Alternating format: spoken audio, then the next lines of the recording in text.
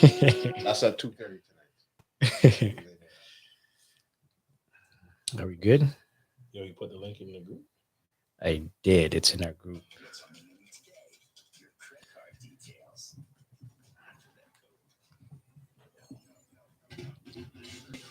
So we only have two We people. are live, buddy. We We live. got a couple people in the chat. We'll give them a couple more minutes to hop in. All right. Okay. You guys get in the chat. Send us some love. Let us know that you got some questions. Send out the link to anybody who you know. Today we're going to be dropping gems, so you guys really need to tune into this one.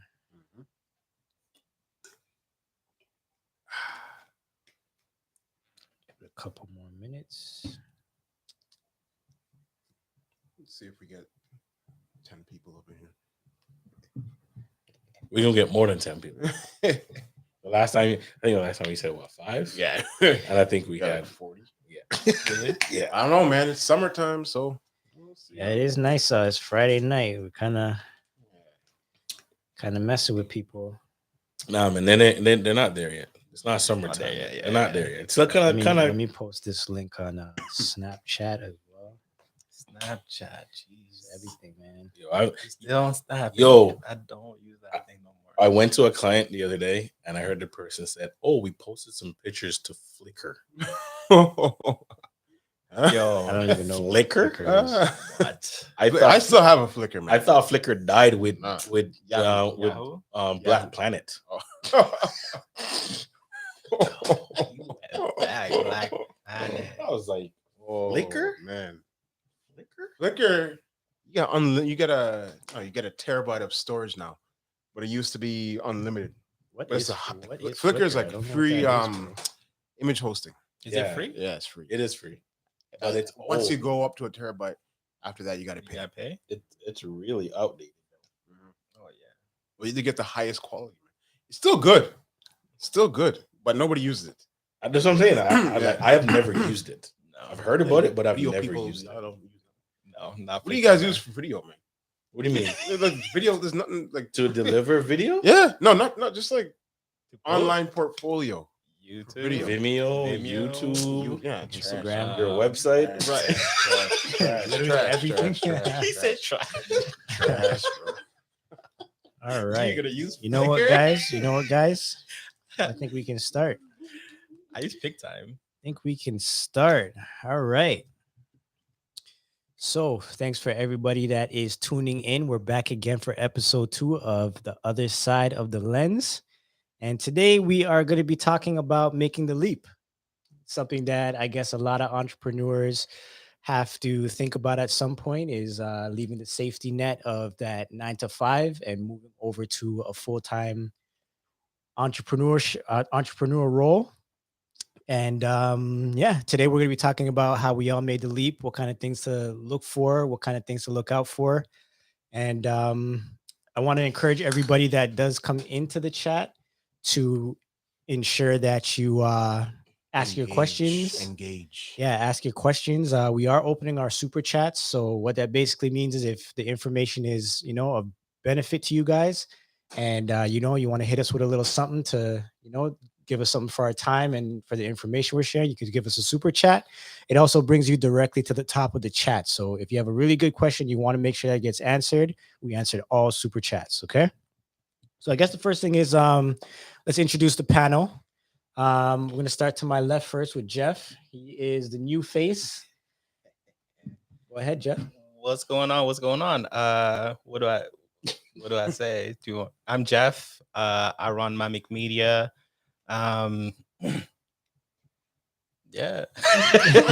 How long you been doing it for? I've been shooting I started with photography. I've been shooting for 8 years now.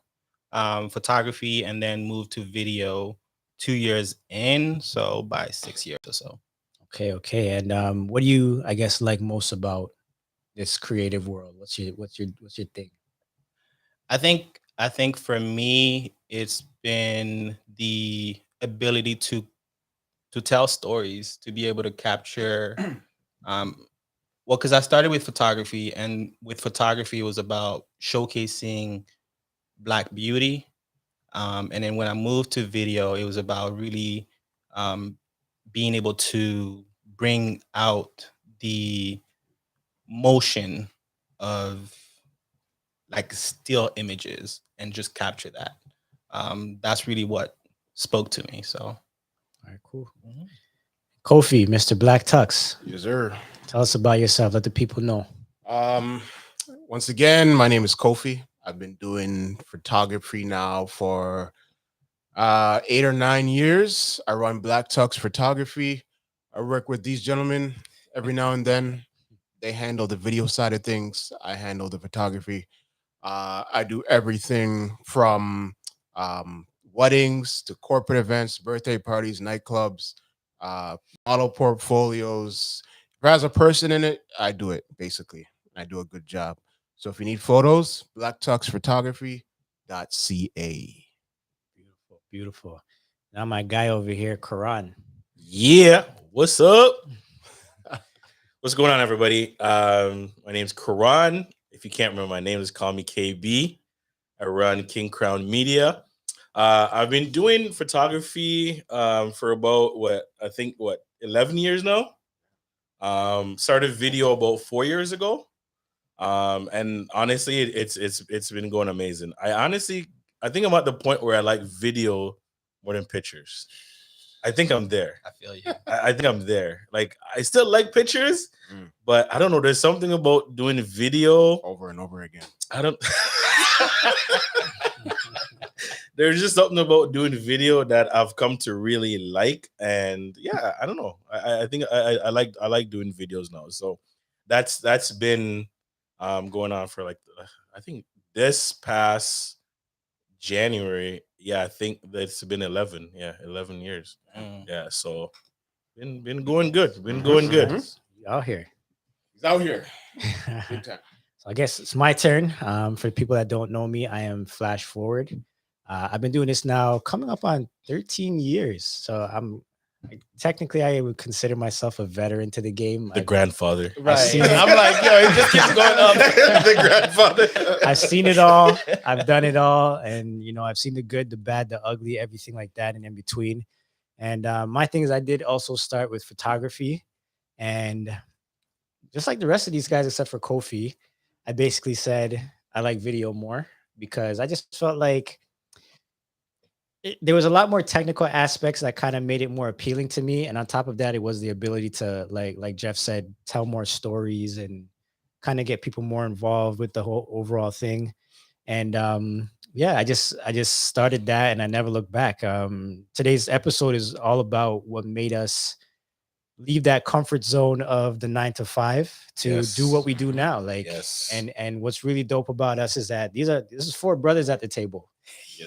Talk about it. For a lot of people, like this is unheard of. And I mean, it's sad, but it's true because everybody wants to keep their secrets to themselves. They don't want to share with the community, but we're all tried, tested, and true here, right? We've been in the game. We've been doing it for a long time and we're ready, right? I mean, if you're here and you're listening, we're here to share our experiences with you guys. So on that note, let's actually get right into it. Get to the first super chat. Get to that first super chat. We do have our very first super chat. Holla at Jermaine Ward. Yeah, what's up, Jermaine? That is my brother, guys. And last weekend we shot his wedding. So congratulations to you. Yes, congratulations to you and Mel. Ups, we appreciate you guys, giving us a chance to do what we do best. That was a good one. We heard a lot of good things about the live stream. A lot of people tuned in and they like the quality. They like the fact that they can hear everything really well. So thank you to Jermaine. I just walking around to these different events. Oh, I saw you on the podcast. I just felt like a celebrity, man. I was like, oh damn. Yo, that's pretty people cool. actually watched it, man. That's pretty cool. That's really cool. He's out here already. Just want to thank Mama Sharon. She just says, we have her support. So thank you for that. Thank you for that. Awesome. So let's get into the topic, guys. So one of the most popular questions that I used to get at all times when I first took the leap myself was, how did I get started? Like, how did I not only find the courage, but how did I do it? Like, what was my thing? But let's start with Kofi. Mhm. Like, what was your point of like you knew like this is what you had to do? Honestly, probably like in 2000 and what 2012, I think I started. Okay, so unlike you guys, I actually started with video. What? No. You're lying. Wow. You're lying. Okay, I you got did. to fact check that. We You're have to lying. fact check that. I did, man. Wow. I did. So I started with video, like iMovie back in the day.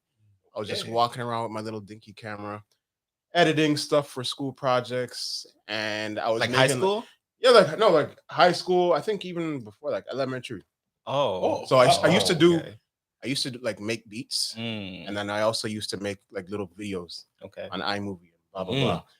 And I liked the video. I used to want to be a video editor, and I don't know. All of a sudden, This is crazy to yeah, hear. you guys didn't even notice. But yeah, I used to want to be a video editor, and Okay. then one time, I don't know when, but eventually I just stopped, and I started working at like Future Shop, started working at Minix and a whole bunch of other 9-to-5 jobs, and I hated all of them.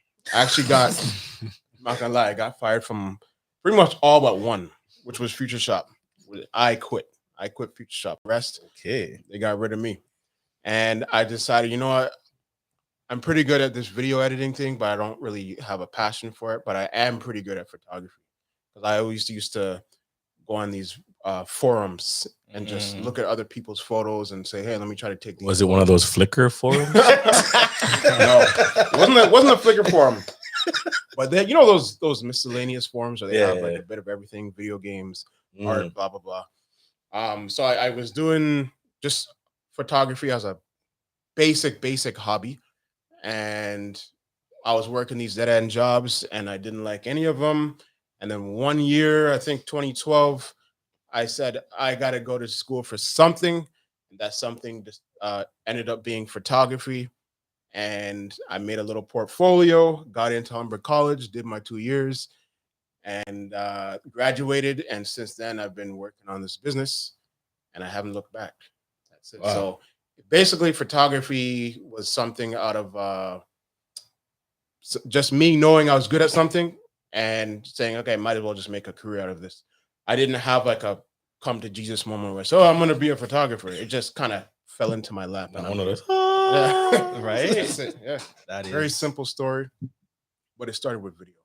Nice. That is an interesting Yeah, story. man. So good. What about you, Jeff? How'd you fall into this entrepreneurial world? Well, entrepreneurial, I grew up with we've always been like, so mama has always said something. She's always said, like, you can go to work, you can do all you got to do, but at the end of the day, you have to be able to own yourself.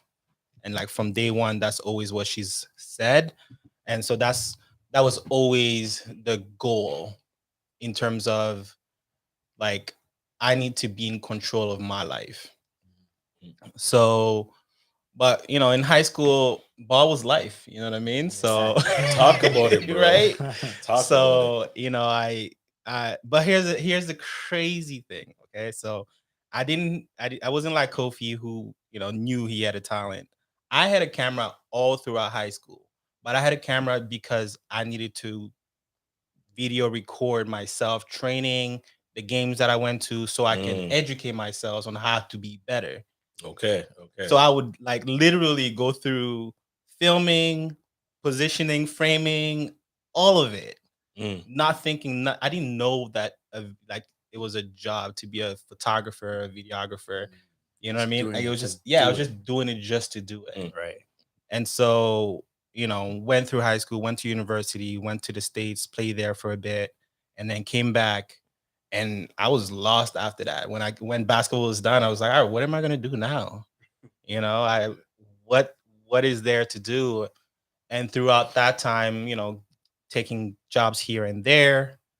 But I think what ended up happening was I was so unhappy and disconnected that I wanted to just feel good and just enjoy myself. So I started I had a camera and I was like, let me just have fun with it. Do something with it. You know what I mean? Yeah. So I reached out to certain friends and I was like, let's just do some photos and just things just started unfolding. I did one shoot led to 3. After that third shoot, somebody wanted to hire me and pay me. I was like, you wanna pay me? You're like, I can make up money with this thing, right? I was like, wait, what? That's a thing? Yeah. And knowing me, I was like, oh wait, so I dove into photography, trying to figure out, okay, is this even possible? Can I even actually make a living off of doing this? And then I came across, like, I don't know if you guys know Creative Live, like the platform. Yeah. So I came across them. And then this lady, Sue Bryce, I don't know, she's a photographer, and she was like, yo, she's making a killing. I'm like, you can make millions off of being a photographer? What? Yeah. I'm like, all right, bet. Like, let's do it. Yeah. So that was essentially like the start of me, like, I'm gonna figure this out. And I made the jump in September 2016 because the job that I had was, I was working downtown, always great, was, in that space, but I gave myself a timeline that I was gonna quit after a year, but then the job extended my contract, so I stayed for a bit. But then when I stayed for a bit, you're comfortable. You're like, yep, do I really want to make that jump? But then the contract ended, and I was like, well, that's it. I'm done. Like, it's time to do it. So I just did it. So, yeah, simple. That was that. All right. So, my story's been, I guess, told a few different times. I was working my day job. NBA All-Star Weekend came to Toronto. And I said to myself, I'm going to take all my vacation time and I'm going to take the entire month off of February and just be 100% available to anything happening in the city that was basketball related. And I did that. I ran around with a couple different outlets, got to see a ton of basketball, NBA players, got to do, the locker room stuff, all that kind of cool stuff that you never really get to do as a normal person. And, videography kind of allowed me to do that. I was like, yeah, this is cool. This is cool. And then NBA All-Star Weekend finished and I came back to work. And basically what I said to myself was, that was fun, but I guess I got to work again. And what ended up happening was, like, I started getting a lot of calls and text messages coming in while I was at work. And I was like, well, let me see what's going on here. And I realized that there's people actually asking me to come and work with them. They saw some stuff that I did during All-Star Weekend. And they're like, yo, are you available at Tuesday at 2:00? Yeah. And I'm sitting there at my desk like, I can be. Yeah. Not really. I'm at work right now. But like, I want to. Right. And that's why I made the decision to myself. I was just like, look, I'm hot right now. People have noticed me. I really enjoyed what I was doing during the month of February. And if I don't do this now, I might not get the opportunity to do it again. Yeah. Right. I might not get this opportunity again. And I just literally gave him my 2-week notice at the beginning of March. And one client turned into 3, 3 turned into 6, 6 turned into 12. Yep. And then there was people that were literally just saying, like, we just want to put you on contract for a couple of jobs. And I started running around with there was a basketball program called the Made Pro-Am League. And that basically turned into the Nike Crown League. So I don't know if you guys know about that, but I was running around with those guys, and it just became something that I was like, yo, I can actually, like, make a living off of this. And pretty much that's just went from there. That's just running. What it was. And I just honestly, I just never looked back. What year was that? This was NBA All-Star Weekend came in 2016. Okay, so that's when I decided to go full time. Right, but you're doing but I was doing it before part time and half time and whatever you want to call it. Yeah. So what about you, Karan? I think my camera is out of focus. Why my camera gotta be out of focus? Just focus on me. We'll get that back. Hold on a second.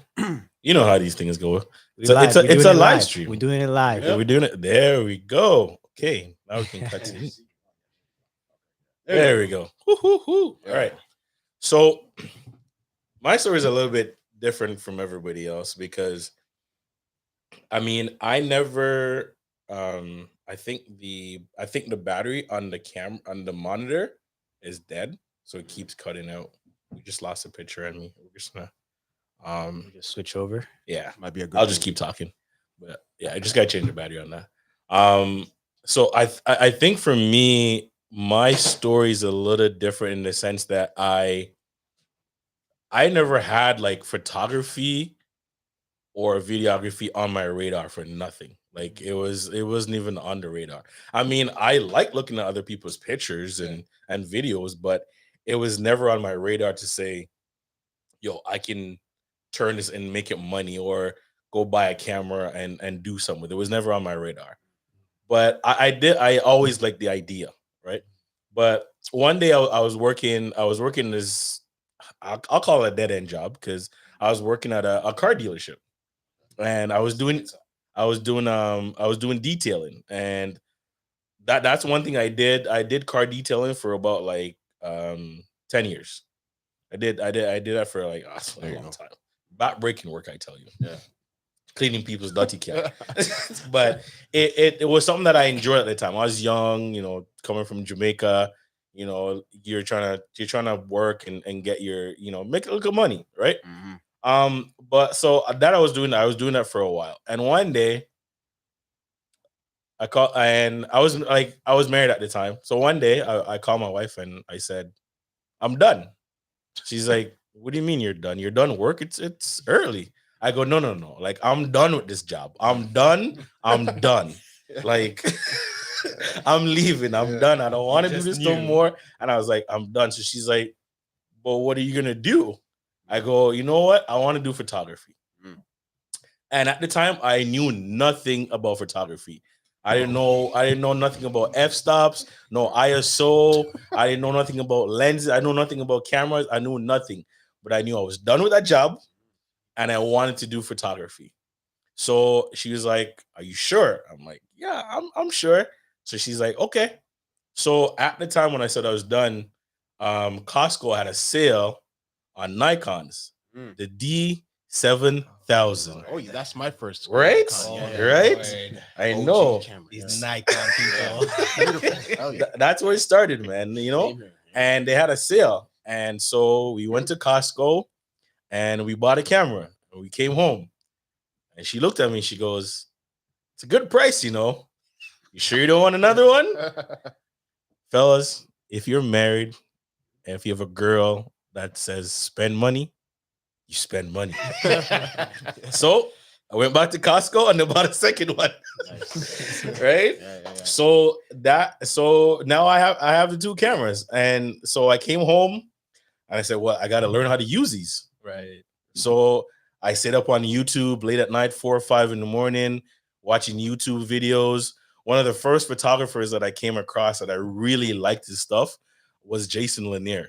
Okay. Yes. Yeah. I absolutely still going. I devoured every single video, every blog, everything he had. Shout out to everything. Jason. You know what I mean? Yeah. Like he was the one that when I came across his stuff, it was just different. Absolutely. Like it was absolutely different. Like he was always in the grunge of some swamp or some abandoned park somewhere. And these models were just like, yeah, Jason, what do you want me to do? Right. Right. So it is like his stuff. I just devoured his stuff. And that's like kind of like how I like got my start into it. And my wife was like, come to bed. I'm like, no, one more video.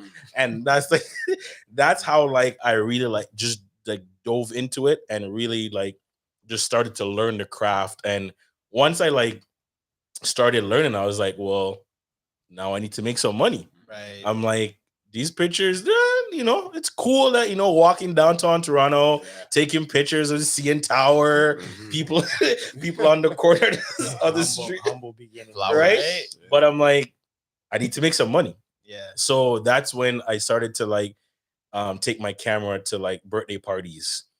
And once I started taking to birthday parties, people were like, oh, you do photography? And I'm like, yeah. So then because of that, now people started hiring me to do their birthday parties. And through then, and you just started to grow from there to word of mouth. And yeah, that's like kind of how it really got started. Nice. Yeah. So it's really good to hear the beginnings, right? And I know like for myself, especially like getting started, I heard a lot of different hurdles that people either put up for me or I put up for myself. And one of those things for me was like the actual financial requirements that it took to become a videographer or photographer. People are like, oh, you got to buy this, you got to buy that, you got to. And then on top of that, it's like, oh, you got bills, you got this, that. How you gonna pay for all this stuff? But like, what were some of the roadblocks that you guys had to deal with getting started? Start with Kofi. Just like Karan said, first of all, learning the craft. You got this. You come from this cell phone, and then you got a camera with like 100 buttons. And the D7000, I remember I had a whole bunch of buttons I used. Menu, bro. 3 of them, yeah. My gosh. Yeah, you gotta first, it's learning the craft. You gotta learn your craft. You gotta learn how to do what you're doing under pressure. And you gotta learn how to use your camera in any situation. If you're shooting a birthday party and there's all these candid events, and then all of a sudden they turn off the lights. Yep. You gotta learn how to switch your stuff really fast because you don't want to miss certain shots and this and that. And it's not like with your cell phone, you just click, and the camera does everything for Auto you. expose. It's like it's like driving a manual car. You gotta learn how to change what gear to change into. Like, everything is it's on the camera, but you gotta know what button to press. And that was my biggest hurdle. I didn't know what to do, what to press for a long time. Man, I used to remember, I used to like take my camera and literally in the dark. I used to have my camera in the dark so I could learn the buttons. So I turn off the lights and just sit in the dark and figure out the buttons, how to move my hand on the buttons and figure which because none of them have no backlights. And it didn't have, exactly, it wasn't backlit. So I literally just sat in the dark and literally figure, okay, this is ISO, this is, and literally figured out the camera. Bro, I'm like, seriously. I'm like, yo, what? You guys went in. What about you, Jeff? What kind of roadblocks did you have?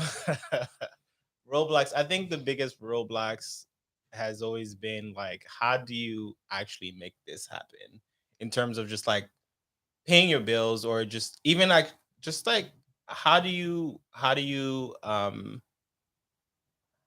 get to the point where you want to make sure you're creating what you have in your mind? Like, you know what I mean? Because like a lot of times, like you think you have these ideas, you have the creative flow going, but like if you don't have the things if you don't know what you're trying to create or how to create that, like you have, like to Kofi's point, learning the craft was really the biggest thing, right? So I think that was one of those biggest like moments, you know, you have to just like learn the craft. Yeah. You got to find your own style too. You have to find your own style. There's 1,000,001 photographers, 1,000,001 videographers, any art. There's 1,000,001 of us. Yeah. And so you got to separate yourself from the next guy, from the next guy, from the next girl. Because if you're out here doing light and airy wedding photos, and so is this guy, and so is that girl, nobody's going to come to you unless you, well, obviously market yourself. So for me, that's the number one thing. You got to learn how to market yourself. Yeah. If you are in a business, learn how to market yourself. Yeah. Yes. Like you have It's to. all packaging. It's all branding. Learn how to sell yourself. I'm still learning that. Even like today, when somebody says, "Oh, what do you do?" or talk about your company or blah blah blah, I have a hard time doing that. I just let my work speak for itself. Hopefully, you want to work with me after you see my photos. But if I don't have a phone or if I don't have an iPad, I gotta let my words actually do the talking. Because half the time I don't have time to go on my phone and this is my website, blah blah blah. So if you, I don't think anybody. So just make sure you know how to talk about yourself. Yeah, that's the number one thing. Make sure you market yourself. Study marketing. So that's a good point. I think another thing that I really like want to make sure that people do is take the time to develop themselves or whatever when you are making that decision to make the leap. Like start by understanding your cameras, understanding yourself. Like if you know you're the type of person that can't do things on your own, you need somebody behind you kind of telling you what to do. Like it's okay. Yeah, you don't have to, everybody doesn't have to be an entrepreneur, but like know who you are, know what you're about, and then kind of take those steps in the right direction. Yeah.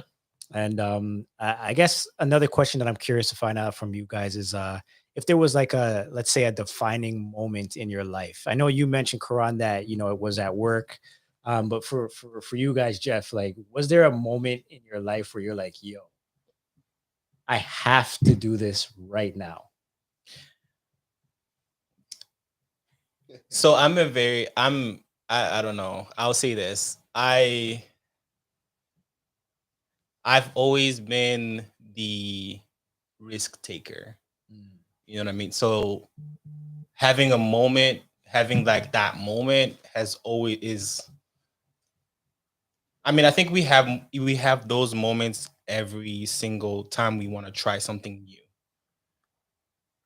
What I've grown to be accustomed to has always been to say, whenever I have that moment, to take action on that moment, whatever it is. Yeah. Whether it's like talking to girls way back in high school. Like I remember like back in high, like I was like, if I want, like I need to talk to girls. So let me, like, if I'm scared, like you gotta face that, Jeff. So you know what I mean? Like, all right, go and talk. Face the fire. You know, so you're gonna get rejected. Go, like, just get it over with. You know. So I've always had that like mentality from jump.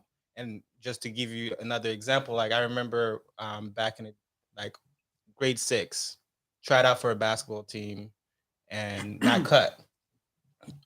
And for a lot of time, like a lot of people, you get cut, you're like, damn, like that sucks, right? You're like, all right, cool, moving on to the next thing. But for me, I was like, you know what? Let me go talk to the coach. Like maybe I can just be a practice guy. Like, maybe if I'm around them, I can get better, and therefore I can actually have a better chance next year.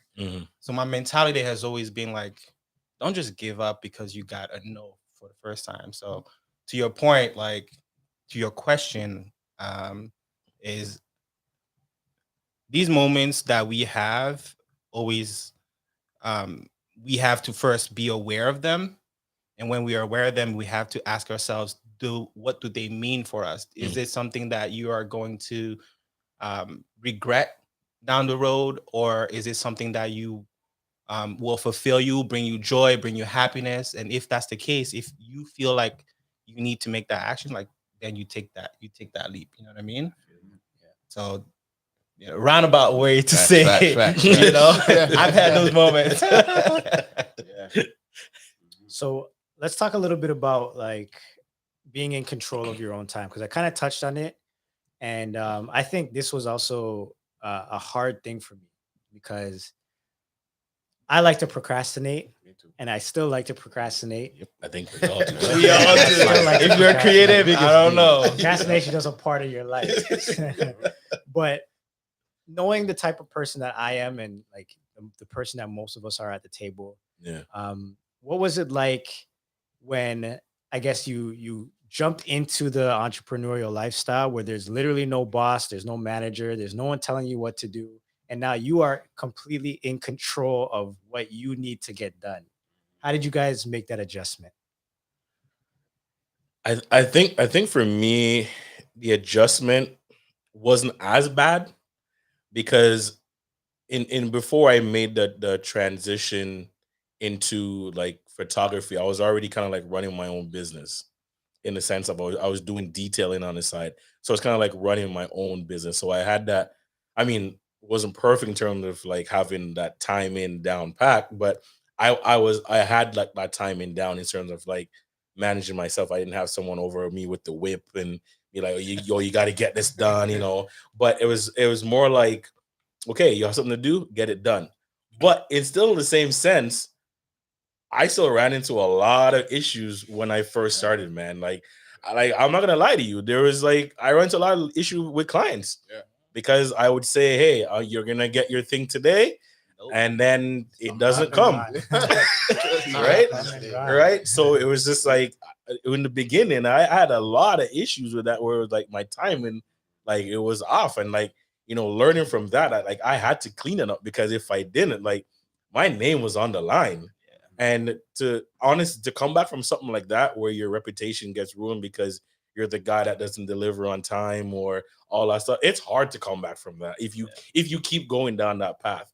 So I think for me, that jump wasn't as bad because I already had the business. But I mean, it was still a little bit, touch and go there. It was a little bit touch and go. What about you, Kofi? What was the question again? So it's Yo, when what's you in that bottle? I swear it's only Gatorade. The question is, when you made the leap to become a full-time entrepreneur and you no longer had a boss or manager or anything, how did you manage your own time? How did you take control of your time and still do what you got to do? Honestly, that's like probably the hardest thing about being an entrepreneur, time management. Because like you said, procrastination is a demon. Like really. So honestly, you just have to have discipline. That's it. You just have to be disciplined and just, if you got photos to deliver it. And if you have a project to edit it. That's it. That's the only answer. You just got to do what you got to do. You make it sound so Right. easy. I'm just gonna be like, Just gotta do it. You make it so easy. That's I think just Nike. That's where you I just gotta think do it, man. I think for myself, like I said, I still have that issue where it's like hard to stay on task like for 8 hours straight or 9 hours straight or whatever. Like it's really hard. But one thing that I did that like really helped me was create a schedule. So like taking the projects that I have, like let's say I have 3 or 4 different projects that I have, and then putting it on a time schedule and prioritizing them, right? Like if this one was first, I prioritize this one. If this one was second, I prioritize that one. And then really just doing a little bit at a time every single day or every single hour or whatever, right? Just staying on task for each thing. And that kind of broke it down a little bit. And another thing that I did was, let's say, for example, I have a wedding to edit. And let's say maybe I have a 30-second promo video to edit, right? I know the promo video will take, let's say, an hour. I'll just beat that one up quick, get it out of there. And then I'll come back to the wedding video and do it like in the smaller chunks again, right? I think that really helped me get over that hump. Yeah, because I was gonna be like, because it's hard. What's hard is especially when you have so much project on a go, for you to figure out, okay, let's say you have a whole week and every day, or let's say every 2 or 3 days, you had like shooting. Like, which one do you go for, and how do you organize yourself to deliver which one you know what I'm saying? Yeah. And that is, I feel like the challenge, to always understand where to delegate your time and what's something that needs to get out of the way right now versus certain things that you have more buffer to kind of like play with, And it gets a little bit more sticky too when you have a wife and 2 kids. I'm not there yet. But I'm taking notes. I'm here. I just start with, like, honestly, I just keep it in the order that they came. So if I shot you last week and if I shot somebody 2 weeks ago and I shot somebody must be today, nice.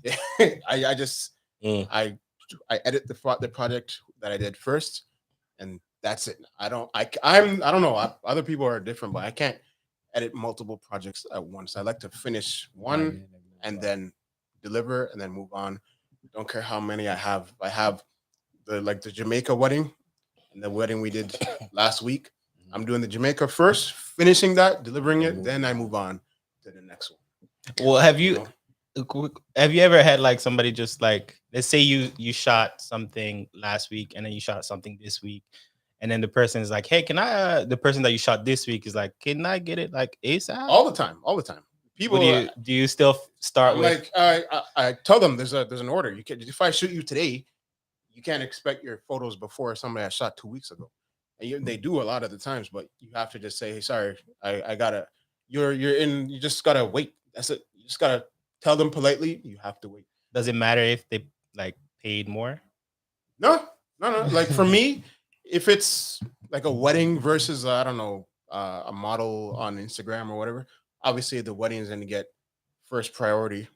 But at the same time, if I shot like just say it's a wedding versus like a really small project on Instagram.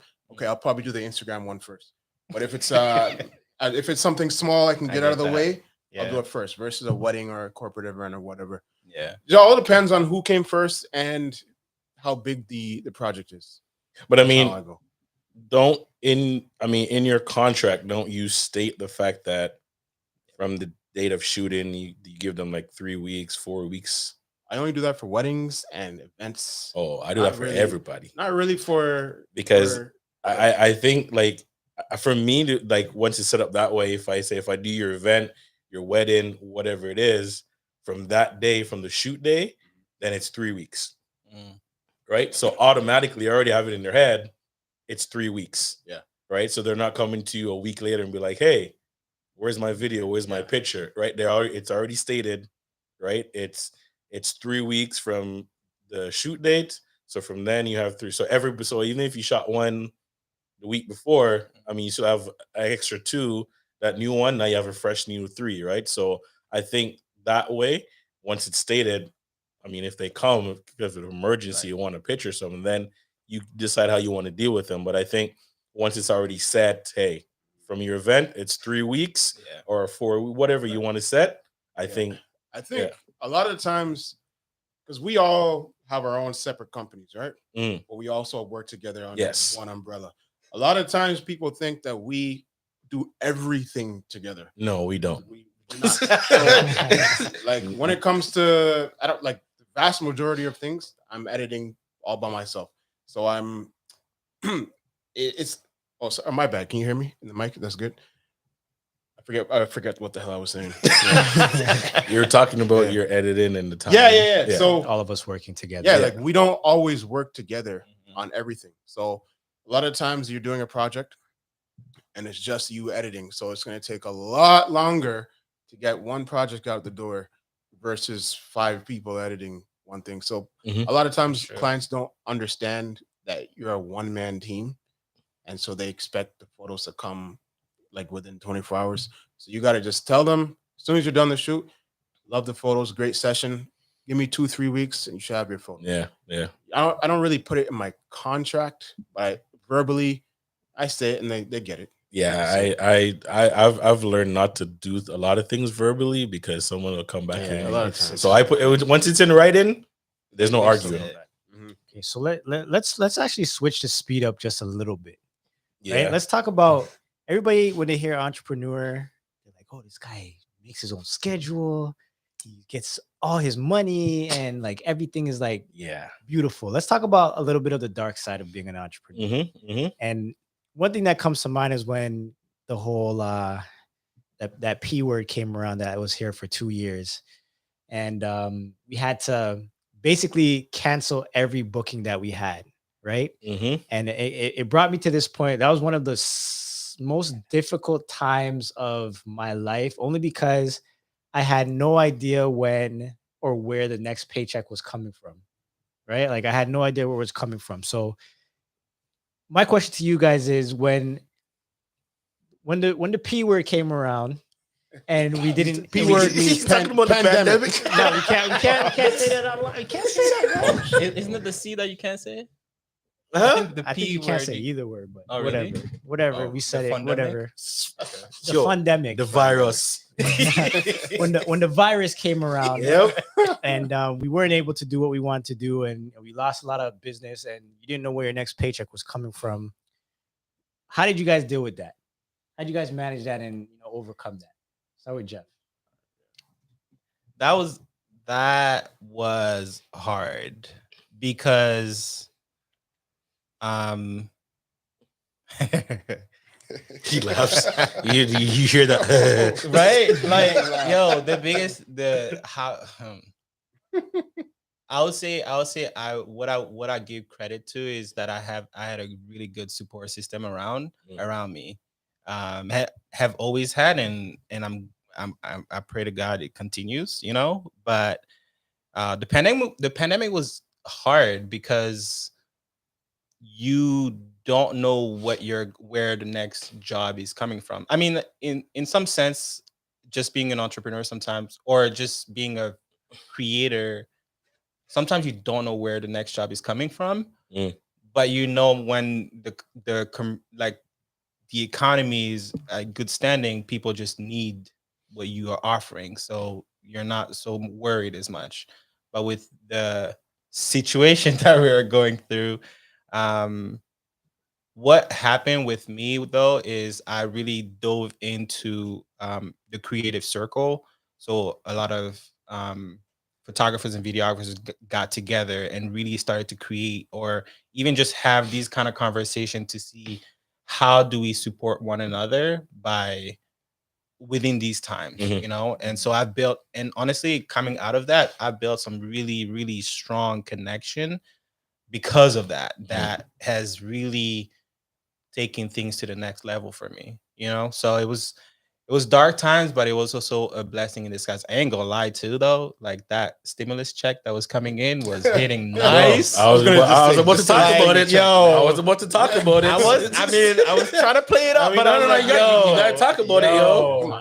You gotta talk about it. That was a saver. So Yeah, I think All everybody had business. to All take a business. little bit of that, because honestly, it was dark, bro. Some sticky days. It was dark. There was some months where it was dark because you didn't know where the next check was coming from. Everybody was canceling on you. Everybody was afraid to, meet people in person. Yeah. But I think one thing that I did that was like really important was I did pivot, because we went from situations where there's a bunch of people in a room together, let's say, I don't know, at an event or whatever, doing whatever, like let's say it's like a conference or something. Yeah. Right. These businesses didn't stop doing conferences. Nope. What they did was they started putting those conferences online. So what did you, as an entrepreneur, what do you got to do? You got to start thinking, right? You got to sit down. Don't cry and be like, oh my God, I don't know where the next check's going to come from. I better go find a job. Like, don't cry and worry and panic. You sit down and you look at your situation. You look at the things happening around you and you start figuring it out, right? I think that's the most important thing about being an entrepreneur is you have to be able to figure things out, right? The world is not going to hold your hand. Nobody's going to come and save you specifically. You're going to have to do things that's going to make things happen, right? That's true. Yeah. And another thing that I want to kind of say was when we did pivot, it was to the whole live stream and broadcasting and all that kind of stuff. And me and Karan talk about this all the time. We went out there and we invested, like, yo, we need to buy this, and just put the money in so that we can do what we got to do. And with that, you had to build a team around you. And I think that's where all of our relationship like really started to get, like significance, because it's like, yo, I might not have nothing here, but boom, Kofi has something. Or boom, Jeff has something, or boom, Karan has something. So then we all just kind of take a little piece of the pie and spread it amongst each other. And that kind of kept all of our heads above water. Right. I'm going to say, like, as entrepreneurs, I think one of the most detrimental things that you can do is try to do everything by yourself. Quick way to burn out. You can't do everything by yourself. You have to look at people around you that either do it better than you or just as good as you, and figure out how you can make things work with that other person. Don't hold everything for yourself. Yeah, that's true. Definitely true. Because I think one of the biggest thing, like you said, like trying to do it by yourself is not going to work. I was reading something like, I think like a few weeks ago, and I can't remember exactly the wording, but it said if you want to go to like a certain distance, then do it by yourself. But if you want to go further and wider, then get a team around you, right? And that's always the case. Like, you're going to start by yourself, but don't be by yourself. It's if you want to go fast, do it by yourself. If you want to go far. See, exactly. Like that, because it at the end of the day, you're going to start getting better and better at what you do. More people are going to start recognizing you. More jobs are going to come in. You can't do it all by yourself. You're going to get burnt out, right? And so when you build a team around you, and like Kofi, by the way, Kofi is one of the best photographers I know. Thank you. I don't care who you are there. Hands down. He is hands down one of the best photographer. You know what I mean? Like, we all take pictures. No, we all take pictures, but at the end of the day, if we're gonna be like, oh, Kofi's gonna shoot a wedding, like, he's gonna shoot the wedding, and he's gonna put you in a magazine. No debate. Like, hands down. No debate. You know what I mean? And it's just one of those things that you have to recognize, like they said, recognize on the team when you come together, okay, who can do this? Who can do that? And when you all come together, then it just builds a better portfolio for yourself, right? More money in your pocket, right? And it's just a better vibe all around, because it's like you come together as a team and you just build as a team. Like it's literally, it's that simple. Yeah, Yep. I think to that point too, with the like gig economy and everybody being like out here trying to make a living or make side jobs, what ends up happening is you start by yourself, or you start by doing little odd jobs here and there just for pocket change. But then when you try to transition from being um a freelancer, for example, to now you want to build a business, Mhm.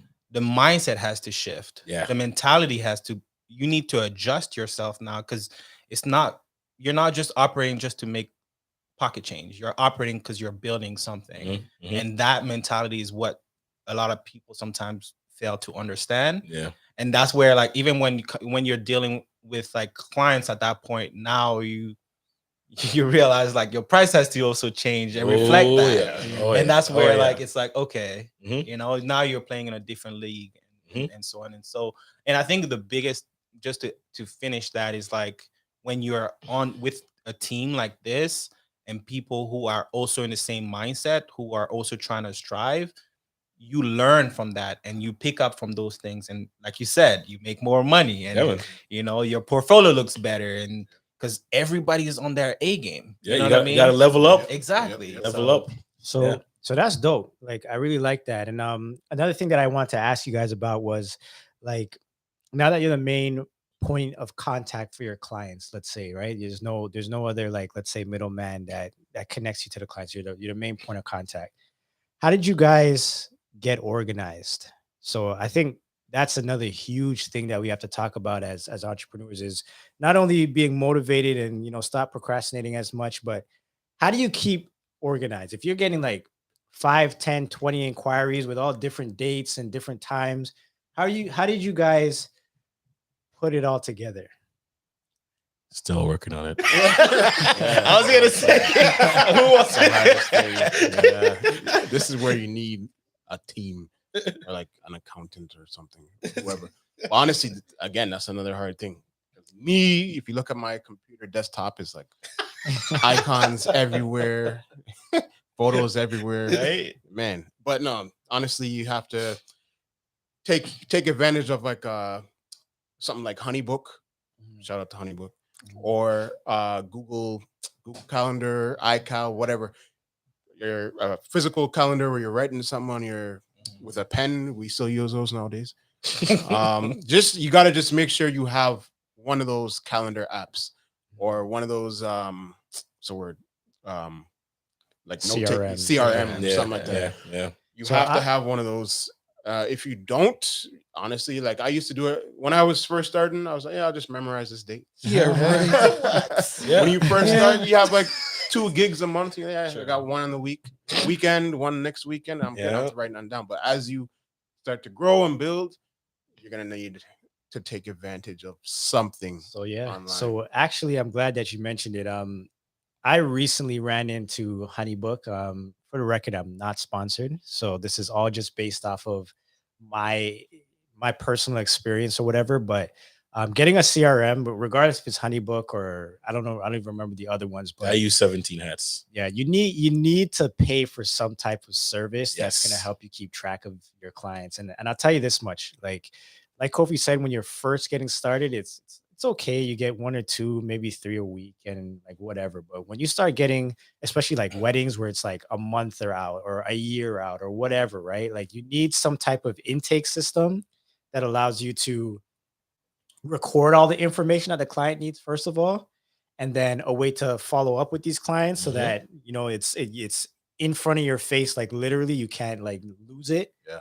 And then you need to have a way to also invoice these guys and keep track of your expenses and all those kind of things. And if you don't have something like that, like it's going to be really difficult. So And nowadays, like all these things there's a new app popping up every month.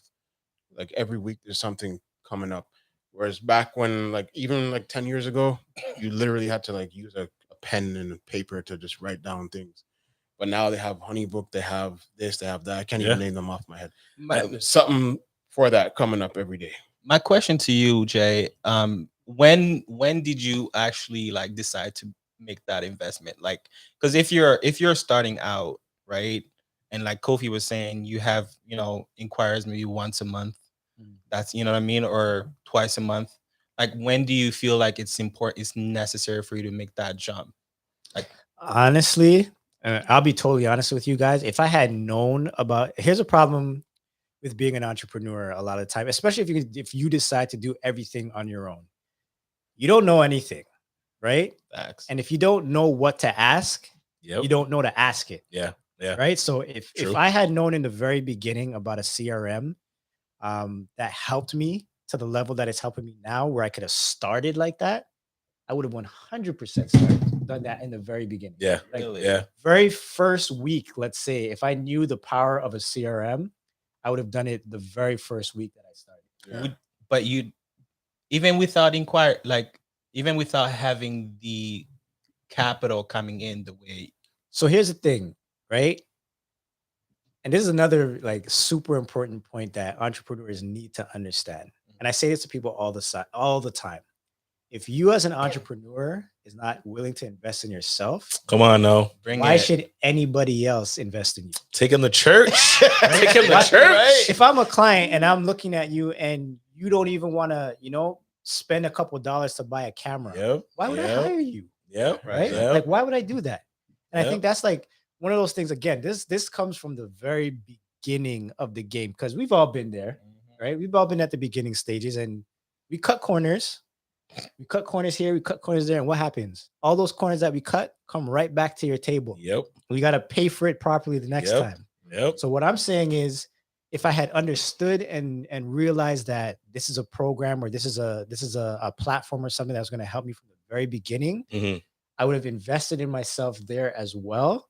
I mean, the investment is not crazy. It's like a couple dollars, like $500 for the year. For the year, right? Yeah. And when you price that out, whatever, $26, $30, whatever it is a year. Yeah. Right. If I had understood that from the beginning, I would have done it. And the reason why I said that is because it helped me get more clients.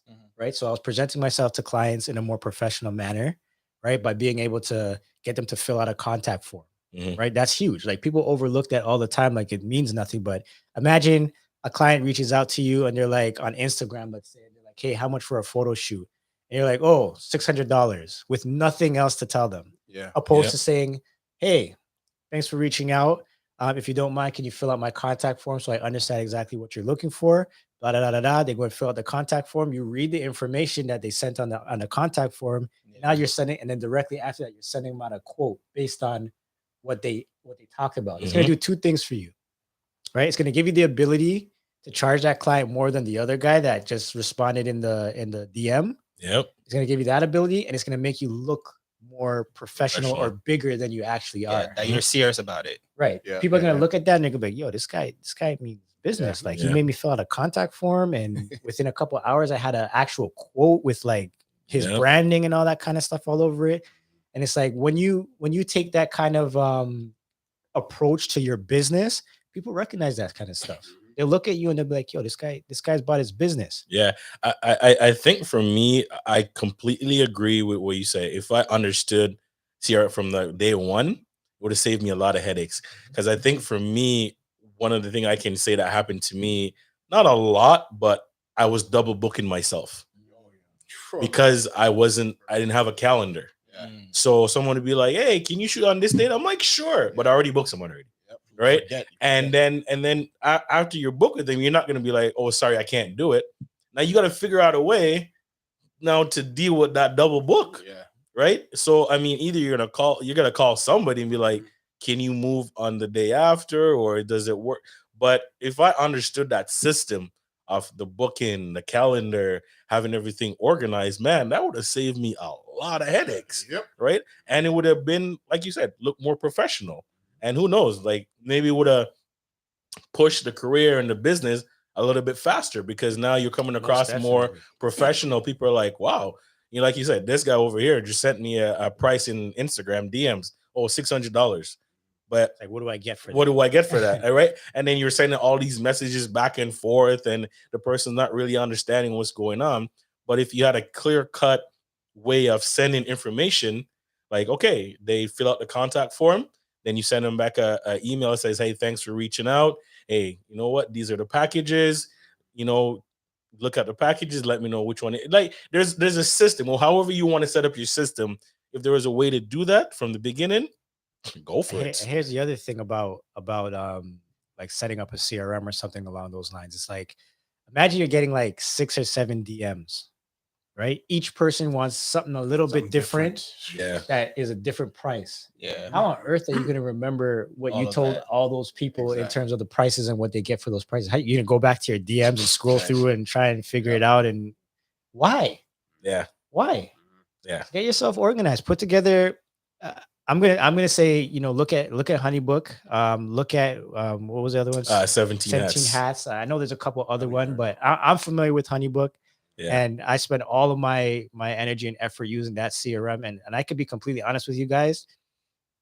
Once I decided to use a CRM, I started seeing more bookings. I started getting more quality inquiries.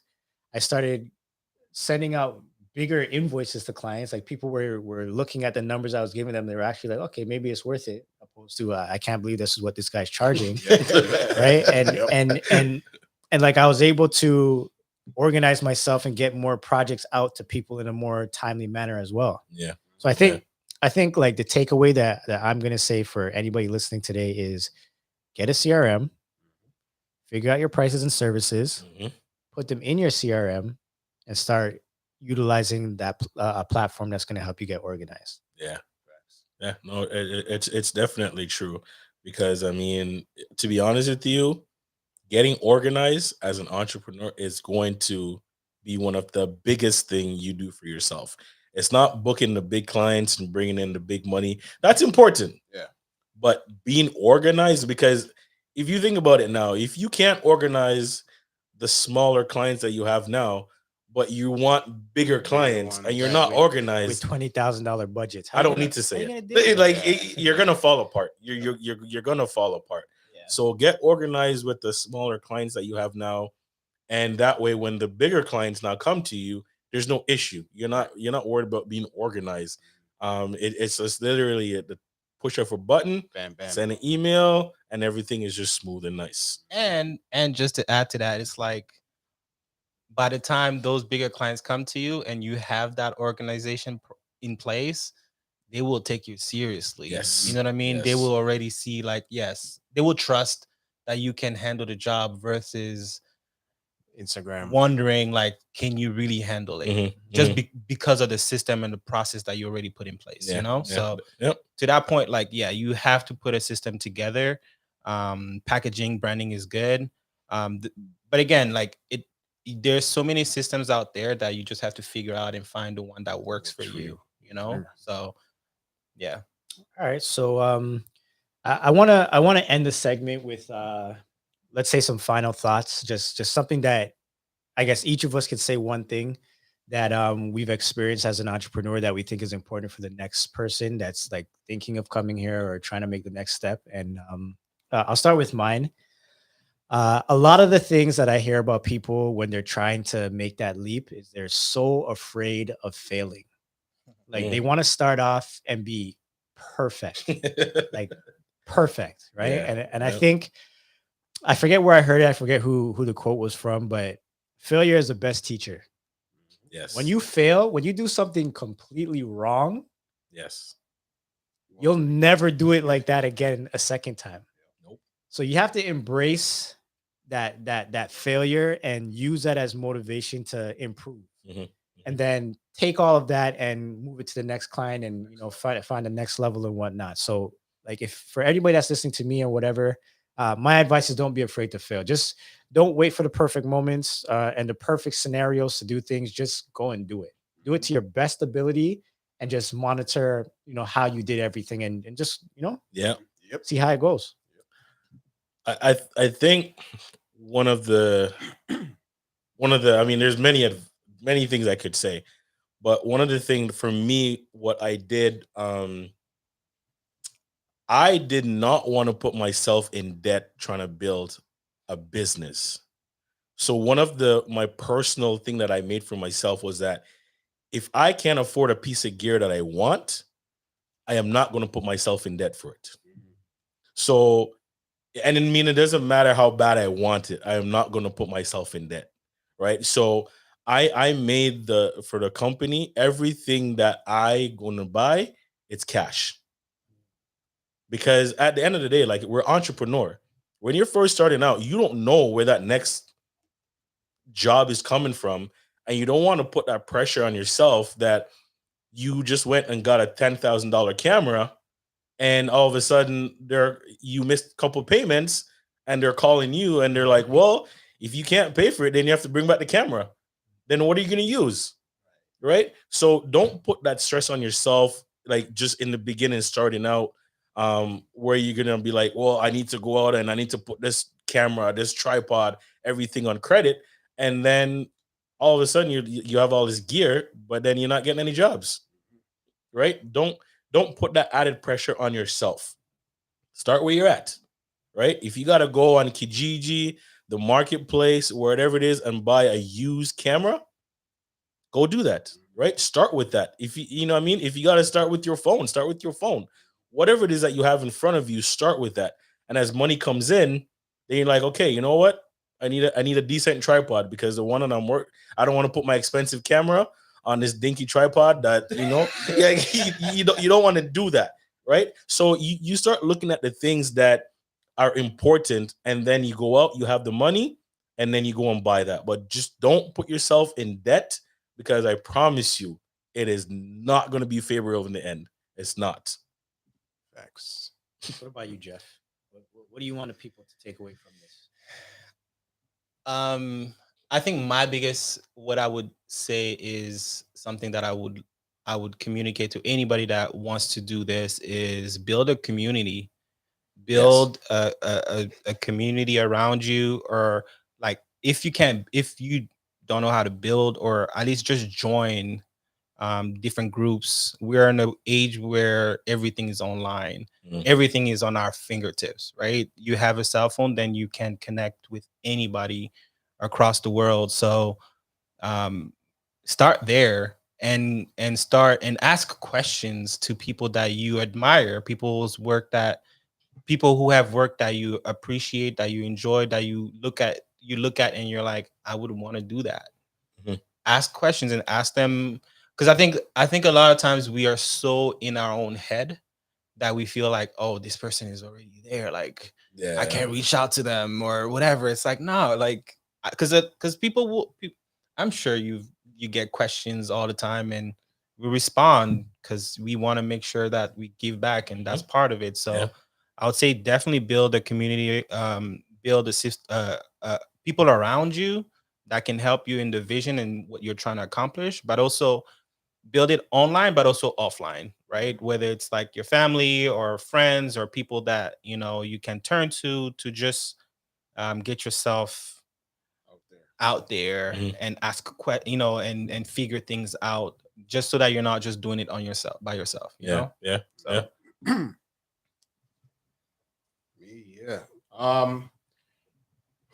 Okay, 3 things that I have to recommend. Number one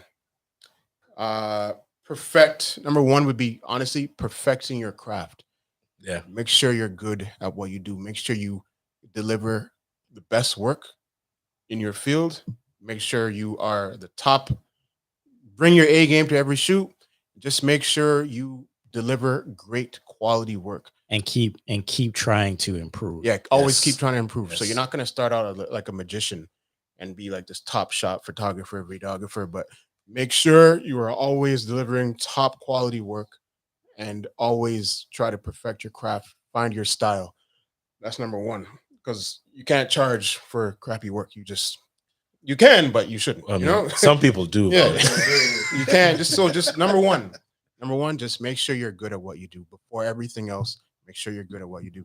Number two, find a team. Make sure you find a team. Mhm. Make sure if you double book yourself by accident, find somebody else that can go handle the shoot for you. Mhm. Like Karan said, find like 1 or 2 people. You don't need a huge team. 1 or 2 people that can that got your back, basically. Yeah.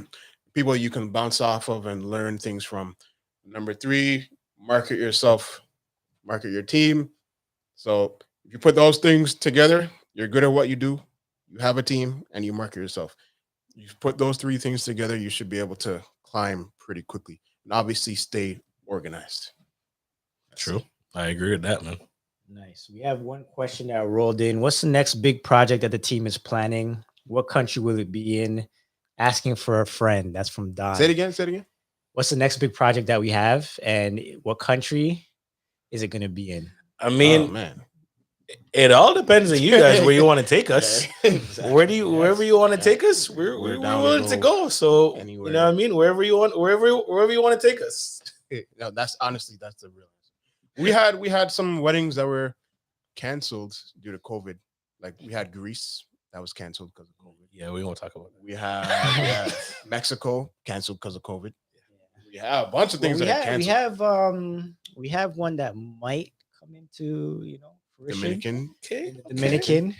We'll see how that goes. We gotta figure out the all the little things, logistics. all the little logistics. So maybe Mexico. Dominican. But who knows? We might be in the States a couple of times. Oshawa next. Or Oshawa. You never know. It's true.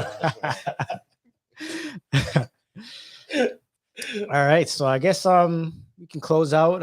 If you guys are, trying to see more from what we do and some of our work, make sure you follow us on social media. Make sure you guys subscribe to the channel. We're going to be trying to do this more and more and more. We got a pretty good turnout from the folks that came in. A lot of good questions, a lot of good engagement in the chat. So we appreciate that.